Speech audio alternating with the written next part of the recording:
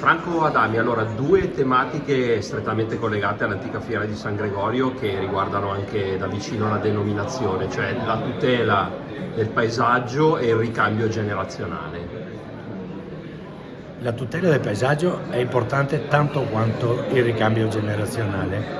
Sul ricambio generazionale partiamo da qua. Io sono contento quando posso affermare che abbiamo dei giovani laureati che piantano barbatelle con le mani.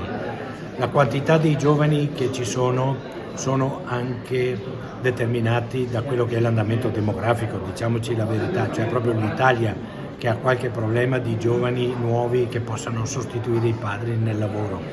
Per quanto riguarda l'agricoltura di questo territorio io sono piuttosto fiducioso.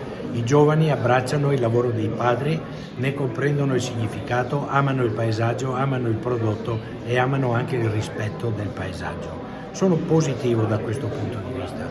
La tutela del paesaggio passa anche attraverso una economicità adeguata. Ci deve essere sì un impatto ambientale basso, dobbiamo lavorare per non inquinare, dobbiamo lavorare per rispettare il paesaggio da un Ma punto ci di deve vista, essere anche una sostenibilità però bisogna economica. anche la sostenibilità economica e questa sulle rive over 30 oggi è un po' a rischio. Il Consorzio sta lavorando per vedere se ci sono, ove ci siano, delle possibilità di porre delle attenzioni a questo problema. Ecco, San Gregorio, che è un momento di confronto anche su ciò che sarà la nostra viticoltura nei prossimi 70 anni, attraverso lo studio di come il clima sta cambiando, appena effettuato dal Consorzio insieme a Banca Prealpi San Biagio.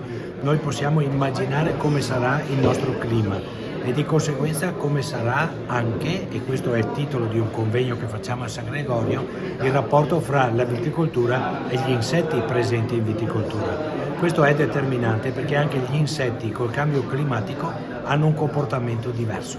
Dobbiamo prevenirlo e non trovarci a tu per tu con una malattia come la flavescenza dorata che ci ha rovinato i vigneti e abbiamo dovuto impiegare 3, 4, 5 anni per ripristinarli. Se arriviamo prima è meglio.